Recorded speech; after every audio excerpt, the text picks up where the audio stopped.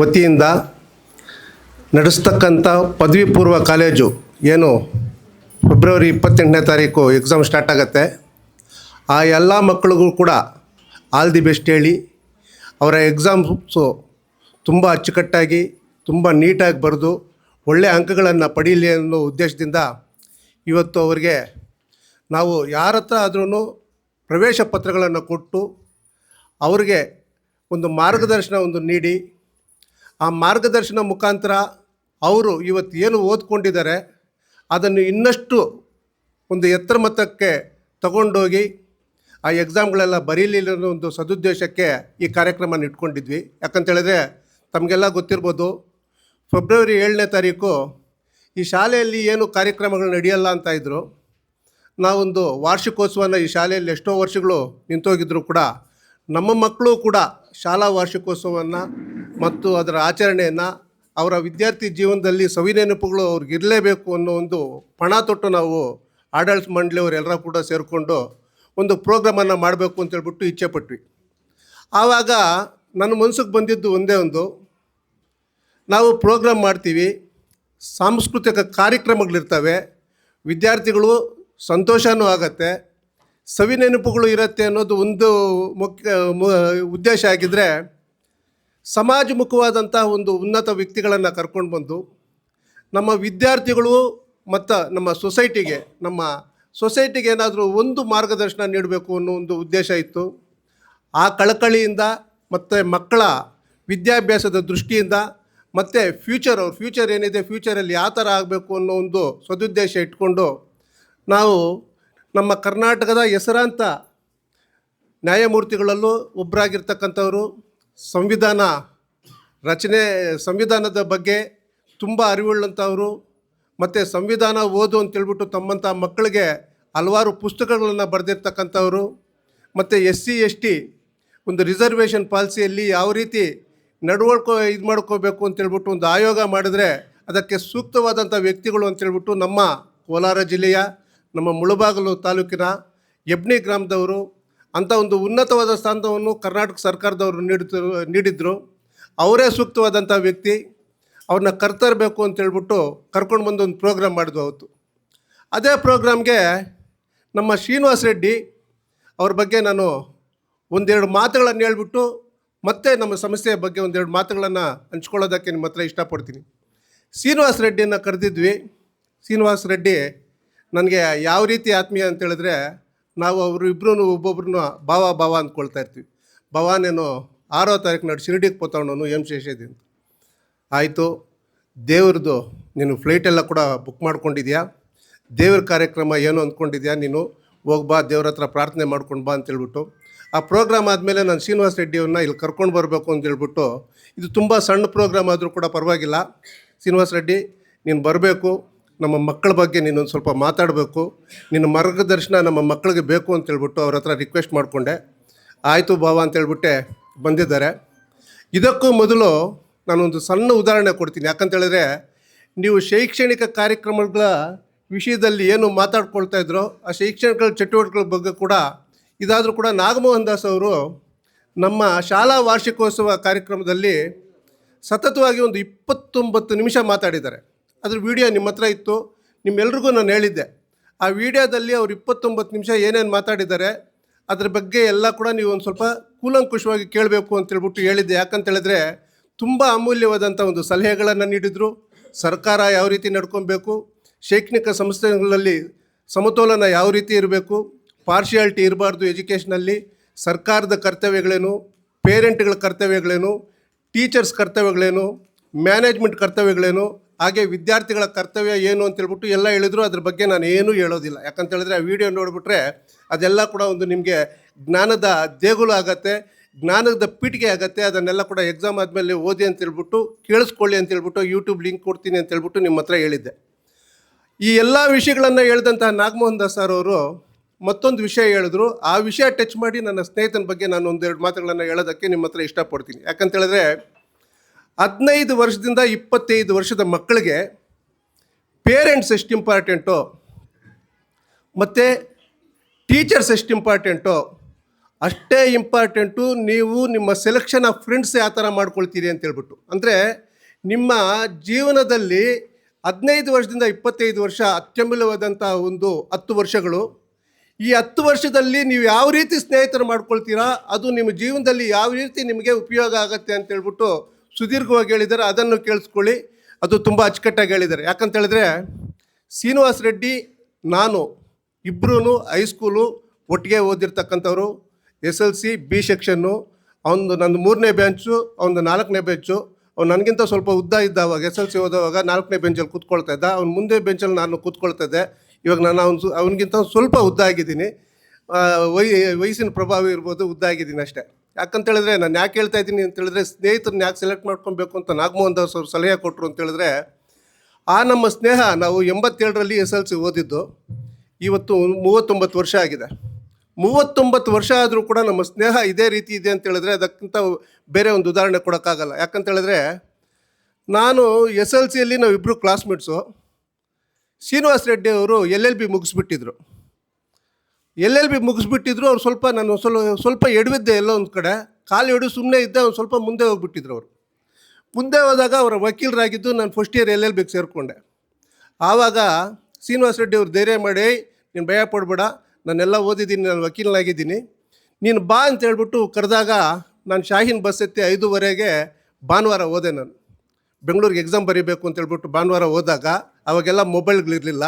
ನಮಗೆಲ್ಲ ಕೂಡ ಶಾಹೀನ್ ಬಸ್ ಬರ್ತಾಯಿದೆ ಅಂತ ಹೇಳ್ಬಿಟ್ರೆ, ಅವ್ರು ಸೀನಿಯರ್ ರಾಮಚಂದ್ರಪ್ಪ ಅಂತ ಒಬ್ಬರು ಇದ್ದರು. ಅವರು ವಿವಿಪುರಂ ಕಾಲೇಜಲ್ಲಿ ಲಾ ಪ್ರೊಫೆಸರ್ ಆಗಿದ್ದರು. ಟ್ರಾನ್ಸ್ಫರ್ ಆಫ್ ಪ್ರಾಪರ್ಟಿ ಆ್ಯಕ್ಟ್ ನಮಗೆ ಬೋಧನೆ ಮಾಡ್ತಾಯಿದ್ರು. 8:15ಗೆ ನಾನು ಮಾರ್ಕೆಟಲ್ಲಿ, ಕಲಾಸಪಳ್ಳಿ ಮಾರ್ಕೆಟಲ್ಲಿ ಬಸ್ ಇಳಿದಾಗ ಒಂದು ಸ್ಕೂಟ್ರು, ಸೀನಿಯರ್ ಸ್ಕೂಟ್ರ್ ತಂದು ಇಳಿಸ್ಕೊಂಡು, ಯಾಕಂತ ಹೇಳಿದ್ರೆ ಮೊಬೈಲ್ಗಳಿರಲಿಲ್ಲ, ಎಲ್ಲೋಗ್ಬೇಕು ಅಂತ ನನಗೂ ಗೊತ್ತಿರಲಿಲ್ಲ. ಆ ಮಾರ್ಕೆಟಲ್ಲಿ ಇಳಿಸ್ಕೊಂಡು ಅದೇ ಗಾಡಿಯಲ್ಲಿ ಕೂರಿಸ್ಕೊಂಡು ಆತನಿರ್ತಕ್ಕಂಥ ಒಂದು ರೂಮ್ಗೆ ಕರ್ಕೊಂಡೋಗಿ ನನಗೆ ಮಾರ್ಕ್ಸ್ ಕಾರ್ಡ್, ನನಗೆ ಬುಕ್ಕುಗಳು ಕೊಟ್ಟು, ಒಂದು ಕ್ವಶನ್ ಪೇಪರ್ಗಳು ಕೊಟ್ಟು, ನೀನು ಈ ರೀತಿ ಓದಬೇಕು, ನೀನು ಈ ರೀತಿ ಮಾಡಬೇಕು ಅಂತ ಹೇಳ್ಬಿಟ್ಟು. ಯಾಕಂದರೆ ನನ್ನ ಕ್ಲಾಸ್ಮೇಟು 3 ವರ್ಷಕ್ಕೆ ಮೊದಲೇ LLB ಮಾಡಿದರು. ನನಗೊಂದು ಮಾರ್ಗದರ್ಶನ ಮಾಡಿ ನಾನು LLB ಮಾಡಬೇಕು ಅಂತೇಳಿದ್ರೆ ಪ್ರೇರಣಾ ಶಕ್ತಿನೇ ಅವರು. ಯಾಕಂತೇಳಿದ್ರೆ ಆ ಎಕ್ಸಾಮ್ ಬರೆದಾಗ ನನಗೆ ಡೌಟ್ ಇತ್ತು, ನಾನು ಏನಾದರೂ ಮಾಡೋಕ್ಕಾಗತ್ತಾ ಇಲ್ವ ಅಂತೇಳ್ಬಿಟ್ಟು. ಅದು ಯಾವ ರೀತಿ ಶಕ್ತಿ ಕೊಟ್ಟರೋ ಏನೋ ಗೊತ್ತಿಲ್ಲ. ಅವ್ರು ಕೊಟ್ಟಂಥ ಸಲಹೆಗಳು ಯಾವ ರೀತಿ ನನಗೆ ವರ್ಕೌಟ್ ಆಗುತ್ತೋ ಗೊತ್ತಿಲ್ಲ. ಒಂದೇ ಸತಿ 5 ಸಬ್ಜೆಕ್ಟ್ ಪಾಸ್ ಮಾಡಿದೆ, ಒಂದು ಸಬ್ಜೆಕ್ಟ್ ಫೇಲ್ ಆಗಿದ್ದು ಅದೊಂದು ಇದಿತ್ತು. ಯಾಕಂತೇಳಿದ್ರೆ ಯಾವುದೋ ಒಂದು ಸಬ್ಜೆಕ್ಟಲ್ಲಿ 29 ಬಂದು ಫೇಲ್ ಆಗಿಬಿಟ್ಟೆ ವಿನಃ ಅದು ಒಂದೇನೋ 35 ಬಂದಿದ್ದರೆ ಪಾಸ್ ಆಗಿಬಿಡ್ತಾಯಿತ್ತು. ಆವಾಗ LLBಯಲ್ಲಿ ಒಂದೇ ಸತಿ ಪಾಸ್ ಆದ್ನಲ್ಲ ಈ 5 ಸಬ್ಜೆಕ್ಟು, ಏನೋ ಸ್ವಲ್ಪ ಇದರಲ್ಲಿ ನನಗೆ ಲಕ್ಕಿದ್ದಂಗಿದೆ ಅಂತೇಳ್ಬಿಟ್ಟು ಅವ್ರ ಸಲಹೆಗಳನ್ನೇ ತಗೊಂಡು ಮತ್ತು ಕಂಟಿನ್ಯೂ ಆದೆ, ವಕೀಲನಾದೆ. ನಾನು ಬೆಂಗಳೂರಲ್ಲೇ ಪ್ರಾಕ್ಟೀಸ್ ಮಾಡಿದೆ. ಶ್ರೀನಿವಾಸ್ ರೆಡ್ಡಿಯವರು ಅವರ ತಂದೆಯ ಒಂದು ಕರೆಯ ಮೇರೆಗೆ ಮುಳುಬಾಗಿಲು ಬಂದರು. ಯಾಕಂತೇಳಿದ್ರೆ ಅವ್ರ ತಂದೆಗೆ ಅವರು ಒಬ್ಬರು ಮಗ ಆಗಿದ್ದರು. ಅವ್ರಿಗೆ ಸಾಕಷ್ಟು ಜಮೀನುಗಳು ಮುಳುಬಾಗಿಲು ತಾಲೂಕಲ್ಲಿದೆ. ಮುಳುಬಾಗಿಲಿಗೆ ಬಂದಮೇಲೆ ಶ್ರೀನಿವಾಸ್ ರೆಡ್ಡಿಯವರು ಸುಮ್ಮನೆ ಕೂತ್ಕೊಳ್ಳಿಲ್ಲ. ಯಾಕಂತೇಳಿದ್ರೆ ಯಾವತ್ತೇ ಆಗಲಿ ಸಾಮಾಜಿಕ ಕಳಕಳಿ ಇರ್ತಕ್ಕಂಥ ಒಬ್ಬ ವ್ಯಕ್ತಿ ಅವರು. ಅವ್ರ ತಂದೆಯವರು ಕೂಡ ಇವಾಗ ನೀವು ಏನು BEO ಅಂತ ಇದ್ದೀರೋ ಆ ಥರದ್ದು ಆಗಿನ ಕಾಲದಲ್ಲಿ AEO ಅಂತಿದ್ರು, ಅಸಿಸ್ಟೆಂಟ್ ಎಜುಕೇಷ್ನಲ್ ಆಫೀಸರ್ ಅಂತೇಳ್ಬಿಟ್ಟು. ಅವ್ರು ಮುಳುಬಾಗಿಲು ತಾಲೂಕಲ್ಲಿ ಹೆಸರಾಂತ AEO ಸಾರ್ ಆಗಿದ್ದರು. ಯಾವತ್ತೂ ಅಸನ್ಮುಖಿಗಳಾಗಿದ್ದರು. ಯಾವತ್ತೂ ಕೋಪ, ಈರ್ಷೆ, ಅಸೂಯೆ ಮತ್ತು ಹೊಟ್ಟೆ ಕಿಚ್ಚು ಮಾಡಿಕೊಂಡು ಯಾರಿಗಾದರೂ ಏನು ಮಾಡಬೇಕು ಅಂತ ಮಾಡಿದವರಲ್ಲ. ಅಂಥವ್ರ ಮಗನಾಗಿ ಮುಳುಬಾಗಿಲಿಗೆ ಬಂದಾಗ ಕೂಡ ಅವರು ತಾಲೂಕ್ ಪಂಚಾಯತಿ ಅಧ್ಯಕ್ಷರಾದರು. ತಾಲೂಕ್ ಪಂಚಾಯತಿ ಅಧ್ಯಕ್ಷರಾದಾಗ ಈ ಶಾಲೆಗಳೇನಿದೆ, ಅನುದಾನಿತ ಶಾಲೆಗಳು ಮತ್ತು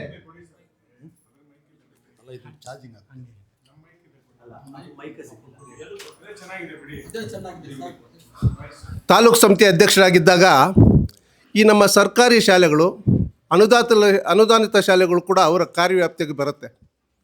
ಆ ಒಂದು ಸುಸಂದರ್ಭದಲ್ಲಿ ಎಲ್ಲ ಶಾಲೆಗಳಿಗೂ ನಾನು ಬೆಂಗಳೂರಲ್ಲಿ ಪ್ರಾಕ್ಟೀಸ್ ಮಾಡ್ತಾಯಿದ್ದೆ, ನೋಡ್ತಾ ಇದ್ದೆ. ಅವ್ರು ಯಾವತ್ತೇ ಆಗಲಿ ಒಂದು ಶಾಲೆಗಳು ವಿಸಿಟ್ ಮಾಡೋದಾಗಿರ್ಬೋದು, ಅವ್ರ ಮಾರ್ಗದರ್ಶನ ನೀಡೋದಾಗಿರ್ಬೋದು, ಶಿಕ್ಷಕರ ಹತ್ರ ಕೆಲಸ ನಿರ್ವಹಣೆ ಮಾಡೋ ರೀತಿಯಲ್ಲಿ ಉತ್ತಮವಾದಂಥ ಶಿಕ್ಷಕರ ವೃತ್ತಿಯಿಂದ ಅವರನ್ನು ಮಕ್ಕಳಿಗೆ ಯಾವ ರೀತಿ ಒಂದು ಅನುಕೂಲ ಆಗುತ್ತೆ ಅಂತೇಳ್ಬಿಟ್ಟು ಇದನ್ನು ಆ ಪರಿಸ್ಥಿತಿಗಳನ್ನು ಚೇಂಜ್ ಮಾಡಿ ಅನುಕೂಲ ಆಗೋ ರೀತಿಯನ್ನು ಮಾಡ್ತಾಯಿದ್ರು ಅನ್ನೋದೆಲ್ಲ ಕೂಡ ನನಗೊಂದು ಪ್ರೇರಣೆ ಆಗ್ತಾಯಿತ್ತು. ನಮ್ಗೆ ಅವಾಗ ಒಂದು ಸ್ವಲ್ಪ ಹೊಟ್ಟೆಪಾಡು ತುಂಬ ಇತ್ತು.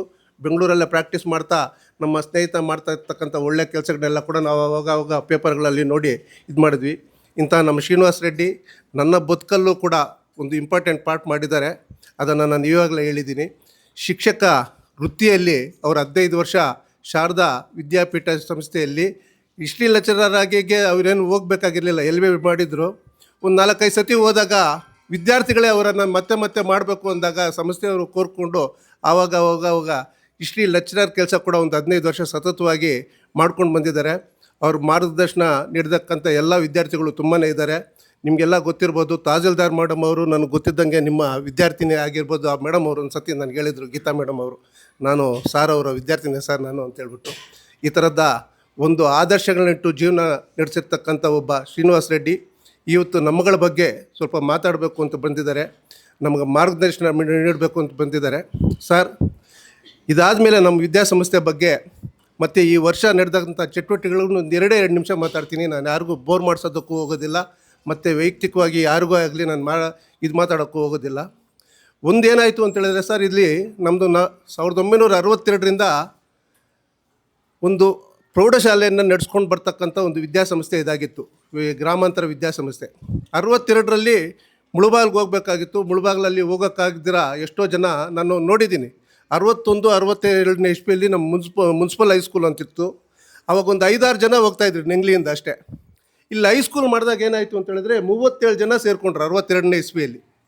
ಅಂದರೆ 5 ಜನ ಹೋಗ್ತಾ ಇದ್ದವರು 37 ಜನ ಇಲ್ಲಿ ಸೇರಿಕೊಂಡ್ರು ಅಂತೇಳಿದ್ರೆ ಮುಳುಬಾಗಿಲಿಗೆ ಹೋಗೋಕ್ಕೆ ಅನುಕೂಲ ಇರಲಿಲ್ಲ. ಇಲ್ಲಿ ಶಾಲೆ ಮಾಡಿದ್ದಕ್ಕೆ 37 ಜನಕ್ಕೆ 11 + 32 ಜನ ಆಯಿತು. ಆ 32 ಏನಾಯಿತು ಅಂತೇಳಿದ್ರೆ ಮಲ್ಟಿಪಲ್ ಆಗಿ 1999 2000ನೇ ಇಸ್ವಿಯಲ್ಲಿ ನಮ್ಮ ಪ್ರೌಢಶಾಲೆಯಲ್ಲಿದ್ದಂಥ ವಿದ್ಯಾರ್ಥಿಗಳು ಬಂದು 1028 ಅಂಕಿಅಂಶಗಳ ಪ್ರಕಾರ. ಯಾಕಂತೇಳಿದ್ರೆ ತುಂಬ ಒಂದು ಉನ್ನತವಾದಂಥ ವ್ಯಾಸಂಗ ಶಿಕ್ಷಣದಲ್ಲಿ ನಮ್ಮ ನೆಂಗಲಿ ಗ್ರಾಮದಲ್ಲಿ ಮತ್ತು ಸುತ್ತಮುತ್ತಲು 56 ಗ್ರಾಮದಲ್ಲಿ ಒಂದು ಮೇರು ಪಂಕ್ತಿಯಲ್ಲಿ ಒಂದು ಉದ್ಯೋಗ ಕೂಡ ಸೃಷ್ಟಿ ಮಾಡತಕ್ಕಂಥ ಒಂದು ವಿದ್ಯಾಸಂಸ್ಥೆ ಆಗಿತ್ತು. ಯಾಕಂತೇಳಿದ್ರೆ ಒಂದು ಎಕ್ಸಾಂಪಲ್ ಕೊಡ್ತೀನಿ. 93-94ನೇ ಸಾಲಿನಲ್ಲಿ ನಮ್ಮಲ್ಲಿ SLCಯಲ್ಲಿ 210 ಆಸ್ಪಾಸು ಎಷ್ಟೋ 200+ ಇತ್ತು, 210 ಏನೋ ಇತ್ತು. ಅದರಲ್ಲಿ ಆ 200 ಜನ ಮಕ್ಕಳಲ್ಲಿ ನಮ್ಮ ಮಕ್ಕಳು, ಈ ಶಾಲೆಯಲ್ಲಿ ಓದಿರ್ತಕ್ಕಂಥ ಮಕ್ಕಳು 93 ಜನ ಸರ್ಕಾರಿ ಕೆಲಸಗಳನ್ನು ಗಿಟ್ಸ್ಕೊಂಡಿದ್ದಾರೆ. ಅಂಥ ಒಂದು ಕೊಡುಗೆ ನೀಡ್ತಕ್ಕಂಥ ಈ ವಿದ್ಯಾಸಂಸ್ಥೆ ನಾನು 2023ರಲ್ಲಿ ಅಧ್ಯಕ್ಷನಾಗಿದ್ದಾಗ ನನಗೊಂದು ಅನ್ನಿಸ್ತು. ಯಾಕಂತೇಳಿದ್ರೆ ಆಗ ಯಾರು ಟೀಚರ್ಗಳಿರಲಿಲ್ಲ. ಇವಾಗ ನಮ್ಮ ವಿದ್ಯಾರ್ಥಿಗಳು ಹೇಳ್ತಾಯಿದ್ರು, ನಮ್ಮ ಶ್ರೀನಿವಾಸ್ ರೆಡ್ಡಿ ಅವ್ರಿಗೂ ಹೇಳಿದೆ, ನಾನು ಅಧ್ಯಕ್ಷನಾಗಿದ್ದಾಗ 6 ಜನ ಅಡ್ಮಿಷನ್ ಆಗಿದ್ದರು. ಹೈಸ್ಕೂಲಲ್ಲಿ 2 ಟೀಚರ್ಗಳಾಗಿದ್ದರು. ಇವಾಗ ನಾನು ಬಂದು ಇಲ್ಲಿ ಏನಾದರೂ ಮಾಡೋಕ್ಕಾಗತ್ತಾ? ನನಗಾದರೂ ಟೈಮ್ ಇಲ್ಲ. ಒಬ್ಬ ಅಡ್ವೊಕೇಟಾಗಿ ನಾನು ಬ್ಯುಸಿಯಾಗಿರ್ತೀನಿ. ನನಗೂ ಒಂದು ಸಾಮಾಜಿಕವಾಗಿರ್ತಕ್ಕಂಥ ಒಂದು ಜವಾಬ್ದಾರಿಗಳಿದೆ. ಯಾಕಂತೇಳಿದ್ರೆ ನನಗೆ ಯಾರಾದರೂ ಕಕ್ಷಿದಾರ ಒಂದು ಕೇಸ್ ಕೊಟ್ಟಿದ್ದಾನೆ ಅಂತೇಳಿದ್ರೆ ನಾನು ಒಂದೇ ಒಂದು ತಿಳ್ಕೊಳ್ತೀನಿ, ಆತನ ತಲೆನೋವು ನನ್ನ ತಲೆನೋವು ಅಂತೇಳ್ಬಿಟ್ಟು ನಾನು ನಿಭಾಯಿಸಿದ್ರೆ ಮಾತ್ರ ನಾನು ವೃತ್ತಿಯಲ್ಲಿ ಶ್ರೇಷ್ಠ ವ್ಯಕ್ತಿ ಆಗ್ತೀನಿ. ಮತ್ತು ನನಗೆ ಕೆಲಸ ಕೊಟ್ಟವ್ರಿಗೂ ಕೂಡ ನಾನು ಏನಾದರೂ ಅವ್ರಿಗೂ ಮಾಡಿದ್ದೀನಿ ಅಂತ ಹೇಳ್ಬಿಟ್ಟು ತುಂಬ ಕಳ್ಕಳಿ ಇರ್ತಕ್ಕಂಥವ್ನು. ಯಾಕಂತೇಳಿದ್ರೆ ಯಾವುದೇ ಜವಾಬ್ದಾರಿ ಇರ್ಬೋದು, ನನ್ನ ಸ್ವಂತ ತಂದೆ ತಾಯಿ ಯಾವ ರೀತಿ ನೋಡ್ಕೊಳ್ತೀನೋ ಆ ಜವಾಬ್ದಾರಿನ ಅದೇ ರೀತಿ ನೋಡಿಕೊಂಡು ಬಂದಿರತಕ್ಕಂಥವನು. ಇದಿಷ್ಟೆಲ್ಲ ಇದಿಲ್ಲಪ್ಪ ನನ್ನ ಕೈಯಲ್ಲಿ ಆಗತ್ತಾ ಅಂದಾಗ ನನಗೆ ಸುಬ್ರಹ್ಮಣ್ಯ ಸರ್ ಇರ್ಬೋದು, ನಮ್ಮ ಆಡಳಿತ ಮಂಡಳಿ ಸದಸ್ಯರು ಯಾರೇ ಆಗಿರ್ಬೋದು, ಎಲ್ಲರೂ ನನ್ನ ವಯಸ್ಸಲ್ಲಿ ತುಂಬ ದೊಡ್ಡವರಿದ್ದಾರೆ. ಇವರೆಲ್ಲರೂ ಕೂಡ ಅವರೆಲ್ಲ ಹೇಳಿದ್ರು, ಇಲ್ಲ ಇಲ್ಲೇನೋ ಒಂದು ಸ್ವಲ್ಪ ಇದಾಗಿದೆ, ನೀವು ಬರಬೇಕು, ನಾವೆಲ್ಲ ಒಟ್ಟಿಗೆ ಸೇರಿಕೊಂಡು ಕೆಲಸ ಮಾಡೋಣ ಅಂತ ಹೇಳಿದೆ. ಅವ್ರನ್ನಲ್ಲಿ ನಾನು ಕೇಳಿದೆ, ಇಲ್ಲ ಸರ್ ನಾನೇನೋ ಮಾಡ್ತೀನಿ, ಶನಿವಾರ ಬಂದು ನೀವೆಲ್ಲ ನನ್ನ ಜೊತೆಗಿರ್ತೀರ ಅಂತ ಹೇಳಿದ್ರೆ ನಾವು ಜೊತೆಗಿರ್ತೀವಿ ಅಂತ ಹೇಳಿದ್ರು. ಈ ಮಟ್ಟಕ್ಕೆ ಜೊತೆಗಿರ್ತೀರಿ ಅಂತ ಹೇಳ್ಬಿಟ್ಟು ನಾನು ನಂಬಿರಲಿಲ್ಲ. ಬಟ್ ಅವ್ರು ಕೊಟ್ಟಂತಹ ಸಹಕಾರ ಏನಾಯಿತು ಅಂತೇಳಿದ್ರೆ, ನಮ್ಮ ಜೂನಿಯರ್ ಕಾಲೇಜು ಮತ್ತು ಹೈಸ್ಕೂಲ್ ಮಕ್ಕಳಿಗೆ ನಾವೇನೋ ಒಂದು ಸ್ವಲ್ಪ ತೊಂದರೆ ಕೊಡ್ತಾಯಿದ್ದೀವಿ ಇದು ಅಂತ ಹೇಳ್ಬಿಟ್ಟು ಸುಮ್ಮನೆ ಅಪಪ್ರಚಾರಗಳಾಯಿತು. ಅವ್ರಿಗೆಲ್ಲರಿಗೂ ಆನ್ಸರ್ ಕೊಡಬೇಕು ಅಂತೇಳಿದ್ರೆ, ಎಲ್ಲರ ಬಾಯಿಗೂ ಆನ್ಸರ್ ಮಾಡಬೇಕು ಅಂತೇಳಿದ್ರೆ ನಮ್ಮ ಕೈಯಲ್ಲಿ ಆಗೋದಿಲ್ಲ. ನಮ್ಮ ಕೆಲಸ ಅದರಲ್ಲಿ ತೋರಿಸ್ಬೇಕು ಅಂತೇಳ್ಬಿಟ್ಟು ಇಲ್ಲಿ ಜೂನಿಯರ್ ಕಾಲೇಜ್ ಮಕ್ಕಳು ಇದ್ದಾರೆ, ಹೈಸ್ಕೂಲ್ ಮಕ್ಕಳು ಇದ್ದಾರೆ. ಇವರೆಲ್ಲರೂ ಕೂಡ ನೀವು ವಿಚಾರಿಸ್ಬೋದು. ಎಲ್ಲ ಪೇರೆಂಟ್ಸ್ಗೂ ಅವ್ರ ಪೇರೆಂಟ್ಸ್ ಎಷ್ಟೇ ಮುತುವರ್ಜಿ ವಹಿಸ್ತಾರೋ ಅಷ್ಟೊಂದು ಮುತುವರ್ಜಿ ವಹಿಸಿದ್ದೀವಿ. ನೀವು ಇವಾಗಲೇ ನಾನು ತುಂಬ ಮಾತಾಡೋದಕ್ಕೆ ಹೋಗೋದಿಲ್ಲ ಅಂತೇಳ್ಬಿಟ್ಟು SLC ಮಕ್ಕಳಿಗೆ, ಹೆಣ್ಮಕ್ಳಿಗೆ ನಾವು ಮಾಡ್ತಾಯಿಲ್ಲ, ಸ್ಪೆಷಲ್ ಕ್ಲಾಸಸ್ ಮಾಡ್ತಾಯಿದ್ದೀವಿ. SLC ಮಕ್ಕಳಿಗೆ 35 ಜನ ಗಂಡು ಹುಡುಗರಿದ್ದಾರೆ. ಅವರೆಲ್ರಿಗೂ ರಾತ್ರಿ 7 ಗಂಟೆಯಿಂದ 10 ಗಂಟೆವರೆಗೂ ಕೂಡ ನಾವು ಒಬ್ಬ 2 ಟೀಚರ್ಗಳನ್ನ ಇಟ್ಕೊಂಡು ಸತತವಾಗಿ 3 ಗಂಟೆ ಅವರು ಓದಿನ ಕಡೆನೇ ಗಮನ ಕೊಡಬೇಕು. ಡೌಟ್ಗಳೇನಾದರೂ ಇದ್ದರೆ ಕ್ಲಿಯರ್ ಮಾಡಬೇಕು ಅಂತೇಳ್ಬಿಟ್ಟು ನಮ್ಮ ಟೀಚರ್ಸ್ಗೆಲ್ಲ ಹೇಳಿದ್ರೆ ರಾತ್ರಿ 7 ಗಂಟೆಯಿಂದ 10 ಗಂಟೆವರೆಗೂ ಸ್ಪೆಷಲ್ ಕ್ಲಾಸಸ್ ನಡೆಸ್ತಾ ಇದ್ದಾರೆ. ಪಾಠ ಬಿಟ್ಬಿಟ್ಟು ಬೇರೆ ಕಡೆ ಗಮನ ಹೋಗಬಾರ್ದು ಅಂತೇಳ್ಬಿಟ್ಟು ತುಂಬ ನಿಗಾ ಇಟ್ಕೊಂಡು ನೋಡ್ತಾ ಇದ್ದಾರೆ. CC ಕ್ಯಾಮ್ರಾಗಳು ಹಾಕ್ಕೊಂಡು ಅದನ್ನು ನಾನು ಬೆಂಗಳೂರಲ್ಲಿ ನನ್ನ ಮೊಬೈಲಲ್ಲೂ ನೋಡ್ತಾ ಇರ್ತೀನಿ. ಬೆಳಗ್ಗೆ 5 ಗಂಟೆಗೆ ಎಬ್ಬಿಸ್ತೀವಿ, 5 ಗಂಟೆಗೆ ಎಬ್ಬಿಸಿ 7 ಗಂಟೆವರೆಗೂ ಕೂಡ ಆ ಮಕ್ಕಳಿಗೊಂದು ಪಾಠ ಹೇಳ್ಕೊಡ್ತಾ ಇದ್ದೀವಿ. ಈ ಕ್ಲಾಸಸ್ಗೆ ಎಲ್ಲ ನಾವು ಫೀಸು ತಗೊಳ್ತಾ ಇರೋದು, ಯಾವುದೇ ಫೀಸ್ಗಳು ಅವ್ರ ಹತ್ರ ತೊಗೊಂಡಿಲ್ಲ. ಈ ಸ್ಪೆಷಲ್ ಕ್ಲಾಸ್ಗಳು ಕೂಡ ನಾವು ಅವ್ರ ಹತ್ರ ಫೀಸ್ ತೊಗೊಳ್ದಿರ ರಾತ್ರಿ ಊಟ ಎಲ್ಲ ಕೊಟ್ಟು ಮಕ್ಕಳಿಗೆ ಎಲ್ಲ ಕೂಡ ಆ ಮಕ್ಕಳೆಲ್ಲ ಕೂಡ ಒಂದು ವಿದ್ಯಾಭ್ಯಾಸದಲ್ಲಿ ಉನ್ನತ ಮಟ್ಟಕ್ಕೆ ಏರಬೇಕು ಅಂತೇಳ್ಬಿಟ್ಟು ಸತತವಾಗಿ ಪ್ರಯತ್ನ ಪಡ್ತಾ ಇದ್ದೀವಿ. ಯಾವತ್ತೇ ಆಗಲಿ ಈ ಸಮಾಜಕ್ಕೆ ನಾವು ಏನಾದರೂ ಕೊಡಬೇಕು ಅಂತೇಳ್ಬಿಟ್ಟು ಅಂದ್ಕೊಂಡಿದ್ದೀವಿ ವಿನಃ ಈ ಸಮಾಜದಿಂದ ಏನಾದರೂ ಪಡೀಬೇಕು, ಈ ಸಂಸ್ಥೆಯಿಂದ ಏನಾದರೂ ಲಾಭ ಮಾಡ್ಕೊಬೇಕು, ನಮ್ಮ ವೈಯಕ್ತಿಕವಾಗಿ ಏನಾದರೂ ಲಾಭ ಮಾಡ್ಕೊಬೇಕು ಅಂತೇಳ್ಬಿಟ್ಟು ಯಾವತ್ತೂ ಯೋಚನೆ ಮಾಡಿರಲಿಲ್ಲ.